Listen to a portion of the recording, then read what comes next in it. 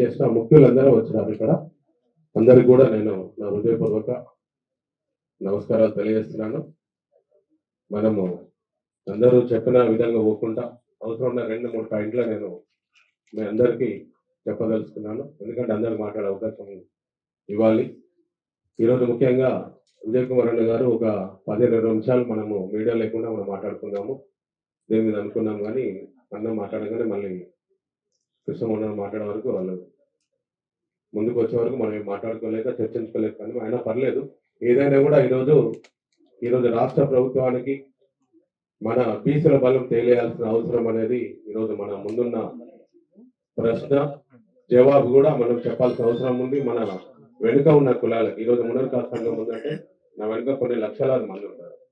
వాళ్ళ కోసం నేను ఉద్యమంలో నేను పాల్గొన్నాను. ప్రతి కులంలో కూడా ప్రతి ఒక్క సంఘం అధ్యక్షుడు కూడా ఈరోజు అధ్యక్షుడైనా ప్రతి ఒక్క కమిటీ మెంబర్ అయినా సంఘంలో ఉన్న వాళ్ళు వారి కులాన్ని కాపాడుకోవడం కోసం మనందరం కూడా ఈరోజు మనము కృష్ణారాయణ మన ఒక జేఏసీ చైర్మన్ గా మరి గత ఆయన జీవితం పోరాటం ఈరోజు ఒక విజయ్ కుమార్ అన్న గారు మనందరిని పిలవాలనే ఒక్క మాట అనే వరకే అన్నలో ఎంత ఆవేశం వచ్చింది అంటే, ఆవేశం అనేది కృష్ణన్నకి వచ్చిన ఆవేశం అనేది మనలో కూడా రావాలి. అప్పుడు ఆ రోజే మన ఉద్యమం అనేది బలపడుతుందని కూడా నేను ప్రత్యేకంగా నేను కోరుతున్నా.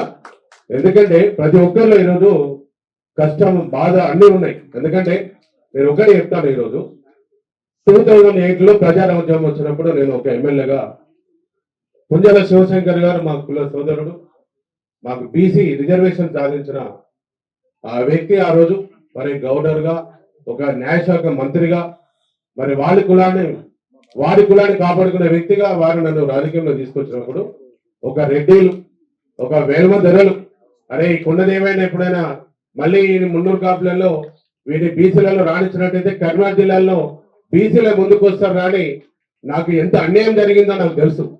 ఆ రోజు నేను ఒక 5 కోట్ల రూపాయలు ఖర్చు పెట్టుకున్నాను చిరంజీవి గారి గురించి కానీ ఇండిపెండెంట్ కానీ. ఆ రోజు అప్పుడు కేసీఆర్ గారు కూడా పిలిచి నువ్వు బీఆర్ఎస్ లో రా అని అంటే కూడా నేనంటే ప్రజల కోసం నేను వచ్చినాను, చిరంజీవి గారు వచ్చినారు, దానిలో వచ్చినాను. కానీ మళ్ళీ నేను ఏ పార్టీలో ఇవ్వకుండా కూడా మున్నూరు కాపు కులం కోసం 2 దశాబ్దాల పోరాటంలో నేను ఎన్ని ఒడిదొడుకులకు మన తట్టుకొని ఈరోజు మున్నూరు కాపు కులాన్ని ఒక గ్రామ స్థాయిలో తీసుకెళ్లానో బాధ నాకు తెలుసు. ప్రతి కుల సంఘం అధ్యక్షుడు కూడా ఆ కులాన్ని కాపాడుకోవడం కోసం ఎంత జీవితం త్యాగం చేస్తారు. ప్రొద్దున లేసి తిరగాలి, చేయాలి, అన్ని మీటింగ్లు అటెండ్ కావాలి, రాజకీయ నాయకుల దగ్గర ఇల్లు చుట్టూ తిరగాలి, ఏదైనా పదవి ఏదైనా వాళ్లకు అవసరం ఉందంటే కూడా ఈ రోజు మనము ఎందుకయ్యా మనందరం కూడా ఈరోజు ఫార్వర్డ్ క్యాస్ట్ వెల్మధరలు రెడ్డిల చుట్టూ తిరగాల్సిన అవసరం మనకు ఎందుకు, బీసీలకు ఎందుకు వస్తుంది? మరి ఏదైతే ఈరోజు మైనార్టీలు మరి ఎస్సీలు ఎస్టీలకు ఈరోజు రిజర్వేషన్ మరి సాధించుకున్నట్టు మనం ఎందుకు సాధించుకోవడానికి మన కుల సంఘ నాయకులు ఎందుకు ఒక తాటి మీద లేరనేదే బాధ అనేది ఈ రోజు ఉంది. ఇంతకుముందు విజయ్ కుమార్ అన్న గారు అన్నారు, ఈ రోజు తీన్మర్మల్ అన్న గారు ఒక ధరలో పాల్గొంటాడు, జాదల శ్రీనివాస్ గౌడ్ గారు ఒక వర్కింగ్ చైర్మన్, ఆయన ఒక దగ్గర ఉంటారు, ఇంకొక దగ్గర ఉంటారు. ఎందుకు మనందరం కూడా ఈ రోజు ఈ పదవులు లేకపోతే బతకలేమా? ఈ రోజు కులం కోసం మన వెనుక ఉన్న 136 కులాలు మనని ఒక వర్కింగ్ చైర్మన్ తీసుకుని నాకు ఒక స్టేట్ కన్వీనర్ ఇచ్చిండు, ఆయన ఒక చైర్మన్ జేఏసీ చైర్మన్ గా ఒక రాజ్యసభ సభ్యులుగా మన ఏదో బీజేపీ ప్రజల పార్టీలో ఉండి కూడా ఈ రోజు మన కోసం మనం ముందుకు వచ్చినప్పుడు మనందరం కూడా ఈ రోజు త్యాగం చేసి అందరం ఒక తాటి మీద పెట్టుకొని మనం మాట్లాడడానికి ఎందుకు ముందుకు రాలేకపోతున్నారు? కొద్ది రోజులు మనం ఆత్మ విమర్శన చేసుకొని మనం అందరం కూడా ఒక తాటి మీదకి వచ్చినట్టయితే మన వెనుక ఉన్న కులాలు ఈ రోజు 136 కులాలు. ఇంత ముందుకు కృష్ణమోహన్ చెప్పినారు, ఈ రోజు ఒక 100 కులాలు కూడా సర్పంచ్ వార్డు మెంబర్ కాలేదు. ఈ రోజు ఒక 120 కులాలు కూడా ఈ రోజు ఒక జడ్పీటీసీ ఎంపీటీసీ కాలేదు. మరి ప్రతి ఒక్క కులంలో ఆవేదన లేదా? మరి ఒక మనిషి కాదా? మరి ఈ రోజు కులాలు అనేది నడుస్తుంది. ఈ రోజు మతం అనేది పోయి రాబోయే రోజుల్లో ఒక బీసీలో ముందుకు వచ్చే కులాలు వస్తుంది. ఈ రోజు ప్రధానమంత్రి కృష్ణ గారితో ఏమన్నారు, అరే ఒక్కసారి మీరు పార్లమెంట్ లో మీరు సమ్మించండి, ఒకసారి వాకౌట్ చేయండి.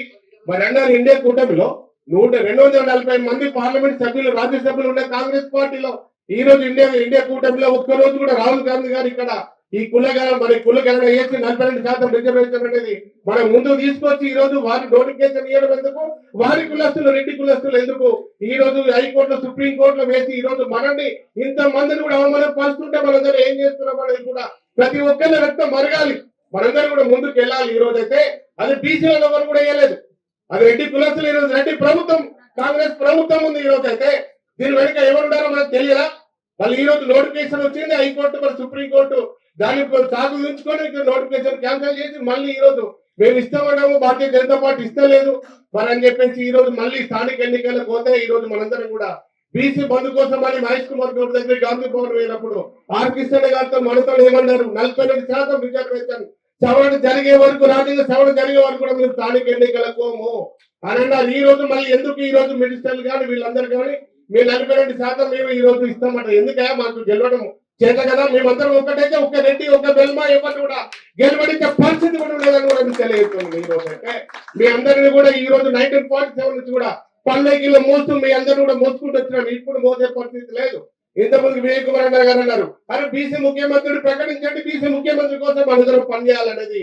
ఈ రోజు అందరం వీళ్ళు కంచెల బద్దులు అయినట్టయితే మన ఓట్లు బహిష్కరించినట్టయితే రేపు పొద్దున ఈ స్థానిక ఎన్నికలను బంధు మళ్ళీ తెలంగాణ బంధు ప్రకటించండి బహిష్కరించండి బీసీలు ముందుకు రాబోయేటైతే వాళ్ళకి వాళ్ళు ఓట్లు వేయించుకొని ఎంతమంది గెలుస్తారు అనేది కూడా ఈ రోజు మనందరం ఆలోచించాల్సిన అవసరం అనేది ఈ రోజు ముందుకుంది. ఈ రోజు చూడండి తెలంగాణ సాధించుకునేందుకు మనకు సకల జిల్లా సమ్మెలో మహిళా సోదరులు వంట వార్పు చేశారు కాళ్ళు చేతులు కొట్టుకున్నారు మిలియన్ మార్చి చేశారు 8 సంవత్సరాలు కష్టపడ్డారు. తెలంగాణ సాధించుకున్న తర్వాత ఈ రోజు బీసీలు ఎంతమంది ఈ రోజు మన ఈ రోజు పార్లమెంట్ లో కానీ అసెంబ్లీలో కానీ ఈ రోజు ఎంతమంది ఉన్నారు ఈ రోజు మనం చూడాలి. ఎందుకంటే ఈ రోజు ఎప్పుడు తమిళనాడు గురించి మనం మాట్లాడుకుంటాం. ఒక తమిళనాడు తరాలో ఈ రోజు ఇంతమంది రాజకీయ నాయకులు అందరూ మనల్ని మనకు ఎమ్మెల్యేల అర్హత లేదా నేను 35 సంవత్సరాలు ఎమ్మెల్యే పోటీ చేయాలనుకున్నాను తర్వాత మళ్ళీ కులం కోసం పనిచేస్తున్నాను. నాలాంటి వాళ్ళు ఎంతమంది కులాలు దగ్గరికి ఒక ఎమ్మెల్యేలు కావాలని కూడా వెనకకు వచ్చినారు టికెట్ రాక ఏది రాక మన ఈ రోజు మనం పుట్టినప్పుడు ఏమన్నా మనకి డబ్బులు వరాలు వస్తుని పుట్టినవా మనకి ఎమ్మెల్యేల అర్హత లేదా ఎంపీల అర్హత లేదా జడ్పీ చైర్మన్ అర్హత లేదా 135 కులాలు ఒకటైపోయిన తర్వాత ఎన్ని కులాలు ముందుకు వస్తాయి. మనోడు బీసీ ముఖ్యమంత్రి ఎందుకు కాదనేది కూడా ప్రతి ఒక్కరిలో కూడా ఆలోచించి మనం పని చేయాలి. ఒక ఏకదాటి మీద ఉండాలి. ప్రతి ఒక్క సంఘంలో కూడా ఎవరైతే ఈ బీసీ 136 కులాల అధ్యక్షులు ఉండండి ఎవరైనా ఉండండి ఈ రోజు బీసీ జేఏసీలో పనిచేసిన వాళ్ళకే గుర్తింపు ఈ రోజు ఉంటది. బీసీ జేఏసీలో పని చేయాలి బీసీ 136 కులాల కోసం పనిచేయాల్సిన అవసరం అనేది ఉందనేది మనం ముందుకెళ్ళాలి.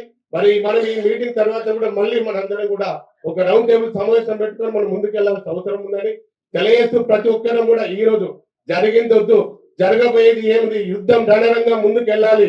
మనం ఇప్పుడు ఇట్లా బీసీ ఉద్యమం ఇట్లా మేమంటే 42% రిజర్వేషన్ కే చస్తున్నామే. రేపు కేంద్ర ప్రభుత్వం కులగణన నిర్ణయం చేసినట్టే జనగణనలో కులగణన చేసినట్టే 60% మన బీసీలకు రిజర్వేషన్లలో రేపు అన్ని పదవులు రావాలి. ఎంపీలు ఎమ్మెల్యేలు అన్ని సీట్లు కూడా రేపు మనం గెలుస్తాము. రేపు పొద్దున 28 రాష్ట్రాలకు ఆదర్శంగా ఈ తెలంగాణ ఉండాలంటే ప్రతి ఒక్కరు కులంలో వచ్చిన ప్రతి ఒక్క నాయకుడు ఎంతో కష్టపడితే గానీ ఈ రోజు ఈ సీటు ఇక్కడ అన్న పక్క పొట్టి కానీ మీ పక్క పొట్టి కానీ నా పక్క పొట్టి కానీ కూర్చునే అవకాశం మన బీసీ సోదరులకు రాదు. మరి అలాంటప్పుడు అయితే మనం అందరం కూడా ఈ రోజు మన జీవితం ఒక 2-3 సంవత్సరాలు కష్టపడితే వచ్చే 3 సంవత్సరాల తర్వాత ఎన్నికల్లో మనము విజయం సాధిస్తాము. ఈ రోజు ఈ తెలంగాణలో 29 రాష్ట్రాల ఆదర్శమైంది అనేది కూడా ప్రతి ఒక్క బీసీ బిడ్డ పనిచేయాల్సిన అవసరం ఉందని తెలియజేస్తూ నాకు అవకాశం ఇచ్చిన ప్రతి ఒక్కరు కూడా నేను పాదాభివందనం చేస్తూ ముగిస్తున్నాను.